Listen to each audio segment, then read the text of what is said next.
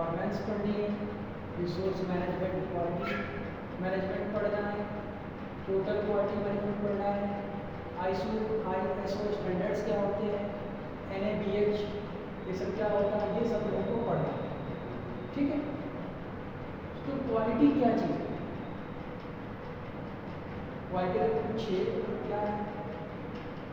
Quality मतलब होता है कि हम सबसे बेहतर चीज़ देंगे, लोगों से बेहतर चीज़ें देंगे, तो हम क्वालिटी करके कंपैरिजन होता है।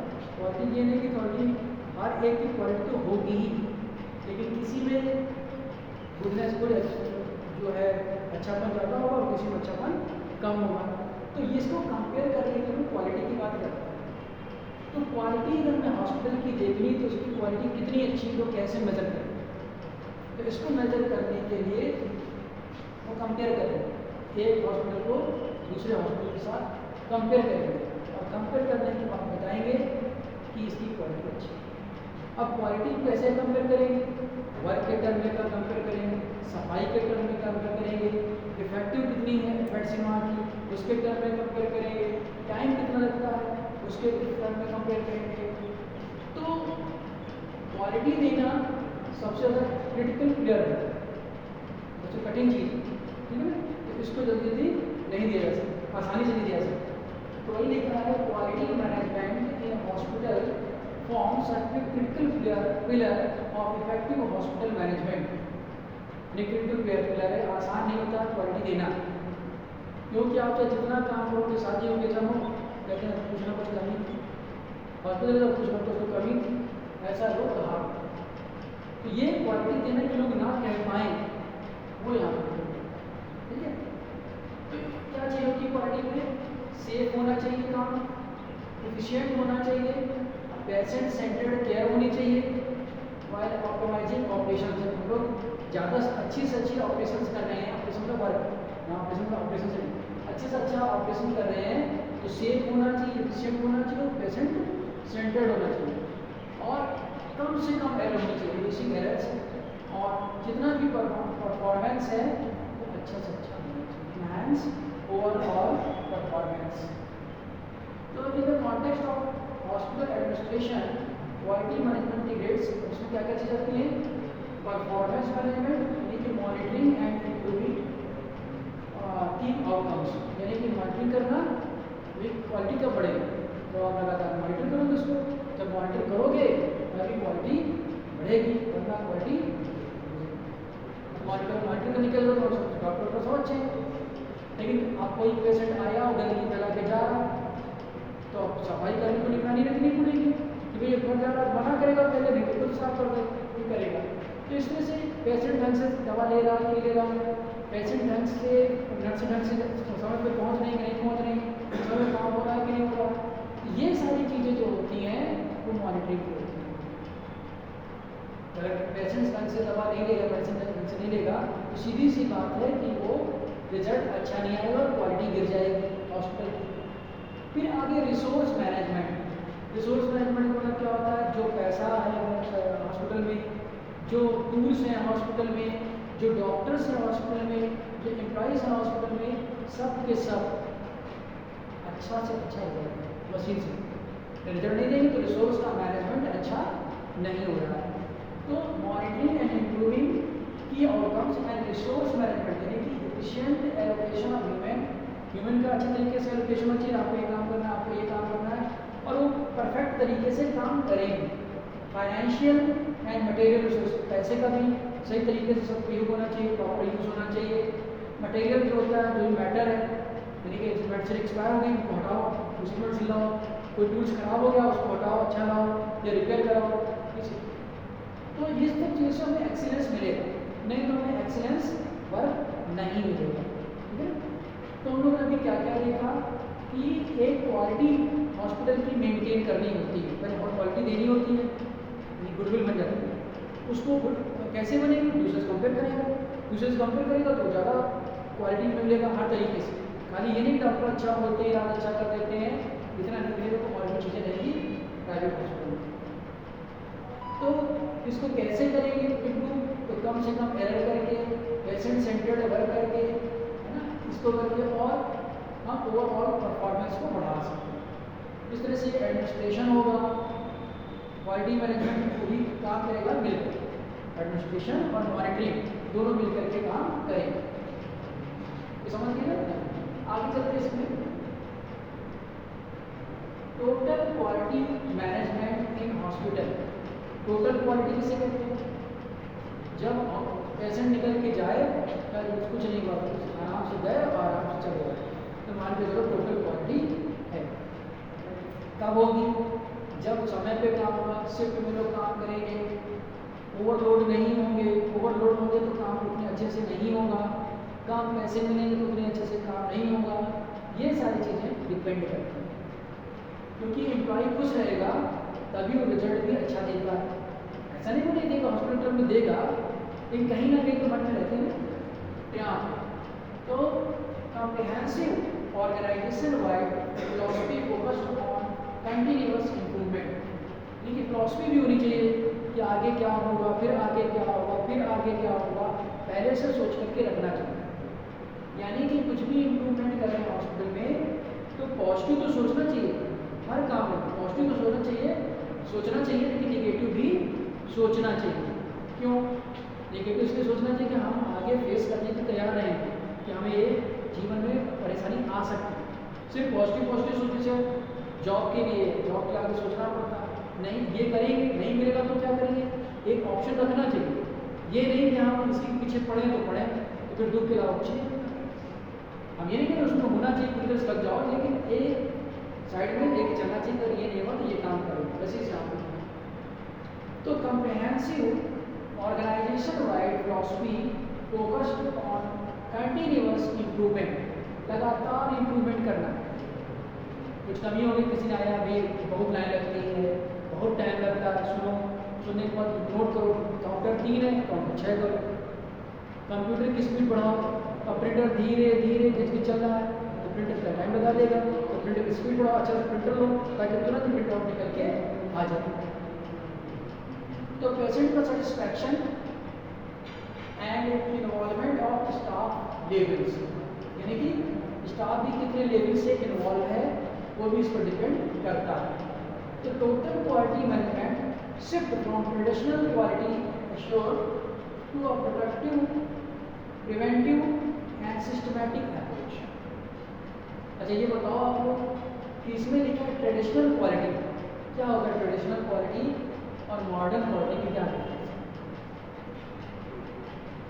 ये वर्ड आया है और कुछ जगह। देखो क्या होता है, पहले ज़माने में, अभी भी है फिलहाल है, अभी गया नहीं, पहले ज़माने में हॉस्पिटल ही नहीं होते, गिने चुने हॉस्पिटल होते थे। हॉस्पिटल वालों को पेशेंट वालों से मतलब ही नहीं होता था, आओगे ही जाओगे, इलाज नहीं कराना तो वही का वही वो आते थे और इलाज करते, यानी कि पेशेंट सेंटर्ड नहीं होता था, हॉस्पिटल सेंटर्ड होता है। हॉस्पिटल अपनी मनमानी के हिसाब से काम करता, लाइन लगेगी, लेकिन जैसे जैसे हॉस्पिटल बढ़ेंगे उनको अपनी क्वालिटी, अपना बिहेव, अपना पेशेंट का टाइम, ये सारी चीज़ क्या करनी क्यों पड़ेगी, सही करनी पड़ेगी, तभी बात बनेगी, नहीं तो बात नहीं बनेगी। तो पहले ट्रेडिशनल मतलब होता है कि हॉस्पिटल सेंटर्ड रहता है, यानी कि हॉस्पिटल वालों को कोई नहीं लगता था, पेशेंट आएंगे ही उनको ही रहता था, तो पेशेंट हॉस्पिटल की तरफ भागता था। अब हॉस्पिटल पेशेंट की तरफ भागता है, ऐसा कहते हैं। अभी पूरी तरीके से, लेकिन अभी भी है कि अपना एडवर्टाइज करते हैं, हमारे ये होता है, अक्सर अपने घर के बाहर पड़े होते हैं, हमें ये इलाज होते हैं, है ना। तो वो सब चीज़ें होने लगी कि अब हॉस्पिटल जो है अपना एडवर्टाइजमेंट करता है ताकि पेशेंट जो है उसकी तरफ आए, यानी कि वो पेशेंट को अट्रैक्ट कर रहा है हमें पर, ठीक है ना। तो आजकल पेशेंट सेंटर्ड है, इसको जो है मॉडर्न क्वालिटी, और पहले था ट्रेडिशनल क्वालिटी, यानी कि पहले हॉस्पिटल सेंटर्ड है। बहुत पा रहा हूँ। तो इससे क्या होगा कि अगर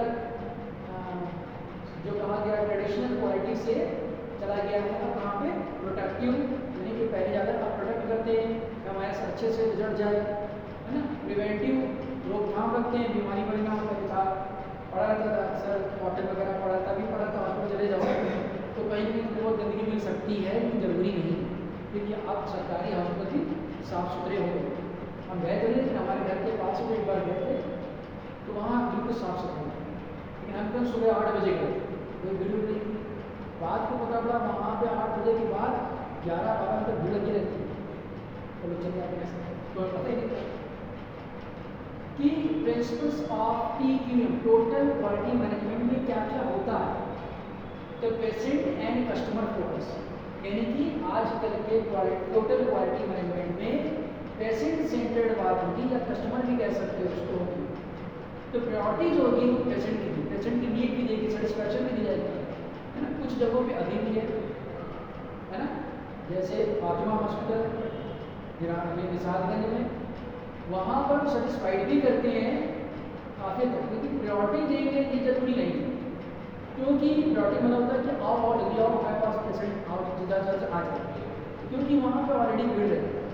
और वहाँ का एक सबसे बड़ा रिकॉर्ड ये है कि ज़्यादातर ऑपरेशंस, ज़्यादातर जो डिलीवरी हुई है वो बिना ऑपरेशन से, जबकि ज़्यादातर हॉस्पिटल में रिकॉर्ड उठा के देखोगे तो सब में ऑपरेशन ये अंतर है, क्योंकि वो अपना पैसा बनाना चाहता है और ऑपरेशन होने के बाद कुछ ना कुछ तकलीफ रहती है, तो वो कोशिश करते हैं कि 100 में 99% में ऑपरेशन ना करना। ये अच्छी बात है वहाँ फातिमा और जगह पूरे लखनऊ सब वही है, और कोई नहीं, एडवर्टाइज नहीं करना, बात करना, ठीक है ना। तो आप लोग पता कर सकते हो क्या बात सच्चाई है कि झूठ बोल रहे हैं।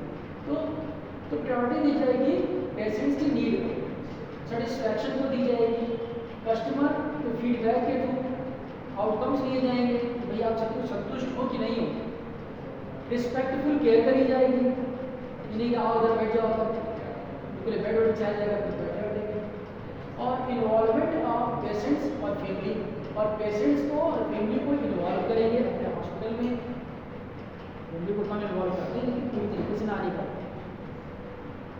कंटिन्यूअस इम्प्रूवमेंट क्या होगा इसमें, कंटिन्यूअस इम्प्रूवमेंट को चेक करेंगे, plan do check act, using tool होता है प्लान डू चेक एक्ट। तो हम लोग प्लान बनाएंगे, इसमें हमारे पास क्या होगा, चेक करा करेंगे। एक साइकिल होती है, पहले साइकिल में एक महीने में क्या सुधार हुआ, अगली साइकिल में यानी अगले महीने क्या सुधार हुआ, है ना, उसमें कुछ सुधार करते चले जाएंगे, फिर देखेंगे क्या रिजल्ट आया। रूट कॉजेज एनालिसिस करेंगे, जड़ क्या था, प्रॉब्लम की जड़ क्या है इसका पता करेंगे, कहाँ पे फेल हो गए इसका पता करेंगे, और इफेक्टिव एनालिसिस करेंगे ताकि हम अपने प्रोसेस को रिफाइन कर सकें, यानी कि जो प्रोसेस कर रखा था उसको फिर से और अच्छा प्रोसेस करेंगे, तो रिफाइन प्रोसेस हो जाएगा। अब किसी भी ऑर्गेनाइजेशन में अगर एम्प्लॉय ढंग से काम नहीं करते तो वो ऑर्गेनाइजेशन ढंग से नहीं चलेगी। तो यहाँ पर एम्प्लॉय का इन्वॉल्वमेंट होना जरूरी है और टीम वर्क की तरह काम करना भी जरूरी है। तो engaging all staff and message to support personal, यानी किसी पर्टिकुलर को सपोर्ट करने के लिए सारे स्टाफ को जुटना है, मतलब एक ही पेशेंट में जुटना नहीं है, आर्टिफिशियल होगा कि आपको ये काम करना है, आपको ये काम करना है। इन क्वालिटी इंस्टीट्यूट्स यानी कि क्वालिटी देते हुए emphasises on training and empowerment, यानी कि उनको एम्फेसाइज करना है, जोर देकर कोई आपको ट्रेनिंग देनी है और एम्पावरमेंट। टॉप मैनेजमेंट कमेटी होनी चाहिए जो कि देखेगी कैसे क्या हो रहा है। तो leadership drives quality culture, sets measurable goals and elevates resources, यानी कि टॉप मैनेजमेंट क्या करेगा, लीडरशिप का काम करेगा ताकि क्वालिटी मेंटेन रहे, और जो भी हमने गोल बना रखे थे उसको मेजर करें कि कितने सही जा रहे हैं, मेजरेबल गोल बनाएगा और उसको देखेगा और रिसोर्स एलोकेट करेगा। ये नंबर की मशीन यहाँ इस ऑपरेशन थिएटर में रहेगी, ये नंबर की मशीन इस ऑपरेशन थिएटर में रहेगी, ये सब रिसोर्स का एलोकेशन करेगा। किस थिएटर में कौन सा डॉक्टर जाएगा उसका भी एलोकेशन होगा, है ना। प्रोसेस ओरिएंटेड अप्रोच, तो standardising work flow across departments, यानी वही है कि स्टैंडर्ड वर्क फ्लो करना है डिपार्टमेंट में, यानी सबका एक standard work flow, admission, diagnostic, treatment, discharge सब एक सिस्टमैटिक तरीके से होना चाहिए। डेटा ड्रिवन डिसीजन मेकिंग, तो डेटा मिलेगा पेशेंट्स का, उसके डेटा को हम लोग निकालेंगे, देखेंगे कि एक पेशेंट 4 दिन में पहले ठीक होता है, फिर 2 दिन में ठीक होता है, फिर 1 दिन में ठीक होता है, तो क्या 1 घंटे में ठीक हो सकता है। ये सब एनालिसिस करना है। तो डेटा को निकाल करके हम उसमें से डिसीजन बनाएंगे, relying on performance matrices, audits and evidence to guide improvement. तो क्या करेंगे, हर चीज़ को ऑडिट करेंगे, पता करेंगे कैसे क्या होगा। Benefits in hospital management. अब इसमें बेनिफिट्स क्या होंगे, जो हम लोग पढ़ रहे हैं ऑपरेशन, ये हॉस्पिटल मैनेजमेंट है, हॉस्पिटल ऑपरेशन कुछ बात नहीं है। हॉस्पिटल इम्प्लीमेंटिंग की total quality management report, better clinical outcomes, यानी अच्छा से अच्छा क्लिनिक का रिजल्ट निकले, फ्यूअर मेडिकल एरर्स, कम से कम मेडिकल एरर्स हो, हायर पेशेंट सेटिस्फैक्शन, ज़्यादा से ज़्यादा पेशेंट को सेटिस्फैक्शन हो, इम्प्रूव ऑपरेशनल एफिशिएंसी, जो ऑपरेशन काम करने की एफिशिएंसी है, ऑपरेशन मतलब यहाँ काम करने से ऑपरेशन से नहीं, वो अच्छे से अच्छा हो, एंड कॉस्ट सेविंग, किसी को लगे पैसा हमारा बहुत चला गया, ये ना लगे। इस poster of culture of safety and accountability, directly supporting performance management by linking quality matrices to organizational goal. ठीक है, ये चीज़ें इसमें क्या है कि अकाउंटेबिलिटी होनी चाहिए, इसने क्या काम करा, हुआ तो क्यों नहीं हुआ, तो क्या कारण थे, डायरेक्ट सपोर्टिंग होनी चाहिए परफॉर्मेंस ताकि अच्छे से अच्छा हो। आगे चलते हैं, ISO स्टैंडर्ड्स, ISO शब्द हो गए, ये स्टैंडर्ड दिए जाते हैं। तो international organisations for standardisation, standardisation, तो क्या होता है standardisation? Standards provide globally recognised framework for quality management system, hospital commonly adopt these और स्ट्रक्चर्ड ऑडिटेबल प्रोसेस। यानी कि ISO एक रूल रेगुलेशंस है जिसको लगा दिया गया है कि आपके ये स्केल पे बात फिट होनी चाहिए। जैसे आपने मशीन ले आई, मशीन की एक स्केल होती है, स्केल का मतलब स्टैंडर्ड होता है, इस स्टैंडर्ड पे फिट बैठनी चाहिए। अब पुल बन रहा है सड़क, तो पुल का स्टैंडर्ड अगर तो नहीं कि नया चलने लगे, तो स्टैंडर्ड देखना पड़ेगा कितनी कसौटी पे कितना वो सही जा रहा है। तो ISO यही होता है कि देखता है कि कोई भी इक्विपमेंट आया है या कोई भी आया हो यहाँ सही है। और उसको देख लेते हैं, यहाँ तो ब्लू कलर में इसको हटा दिया जाएगा। Most widely use generic QMS standard बना था 2015 में। It emphasises risk based thinking, यानी कि बताता है कि रिस्क कितना होगा आप इलाज करने जा रहे हैं, उसके बेस पर स्टैंडर्ड बनाएगा। प्रोसेस अप्रोच, यानी प्रोसेस करने पर कितना रिजल्ट मिलेगा।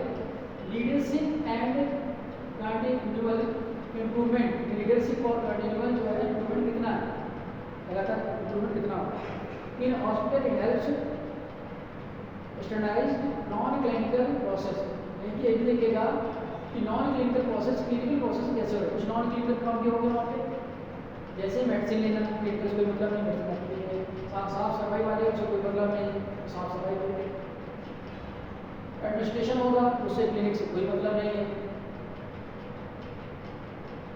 आगे देखो, फिर 2023 में 2023 में द फर्स्ट इंटरनेशनल स्टैंडर्ड जो बना था for quality in health care organisation, it outlines requirement of sustainable high quality health system, यानी कि आपको जगह पे होना चाहिए, सस्टेन करना चाहिए कि आप हाई क्वालिटी सिस्टम रखें, फोकसिंग ऑन सेफ काम करें, टाइमली काम करें, इफेक्टिव काम करें, एफिशिएंट तरीके से काम करें, है ना, रिलेबल होना चाहिए और पीपल सेंटर्ड केयर होनी चाहिए, लोगों को ध्यान दें।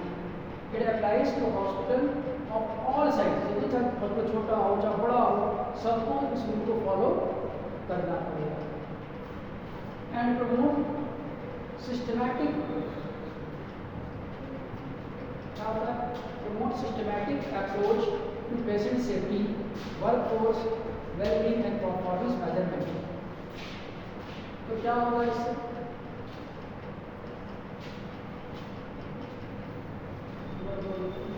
Role in hospital management, ISO से क्या होगा कि अगर किसी जगह के स्टैंडर्ड ना बनाए गए तो हर जगह का काम अच्छे से नहीं होगा। अब पार्ले जी बिस्किट है या बिस्किट की कंपनी, उसके स्टैंडर्ड होगा, ये थोड़ी ना कुछ भी बना के कोई बचने लगे। उस स्टैंडर्ड जब खड़ा होगा इंसान फिर बैठेगा तभी वो काम करके लायक होगा। तो ISO सर्टिफिकेशन इनहैंस क्रेडिबिलिटी, यानी किसी हॉस्पिटल को ISO मिला है तो उसमें क्रेडिबिलिटी बढ़ जाती है। जैसे हम लोगों के प्रोडक्ट में भी ISO होता है, जैसे कि इंटरनेशनल बेंचमार्किंग, यानी इंटरनेशनल में उसको फैसिलिटी मिल जाती है कि सही है। And support performance control through regular interval, क्या होता है इसमें कि इससे क्या होता है, सपोर्ट मिलता रहता है। क्या होगा इसमें, फिर ऑडिट होगा, ऑडिट भी होता है, ऑडिट होगा, ऑडिट सबको सही निकलेगी, पैसे देकर लोग करा लेते अलग बात है। इससे क्या होगा, ISO बन जाएगा। Resource management by identifying inefficiencies and promoting evidence based resource allocation, यानी कि क्या क्या चीज़ खराब जा रही है, हम उसको ISO सर्टिफिकेट देंगे नहीं तो उसको बताएंगे आपकी ये चीज़ें खराब है, इसको ठीक करो, तभी ISO सर्टिफिकेशन मिलेगा। तो इससे क्या होगा, रिड्यूस हो जाएगा रिस्क, बेटर कॉम्प्लेक्स होगा और इम्प्रूव होगा। ये सही से बढ़ जाएगा।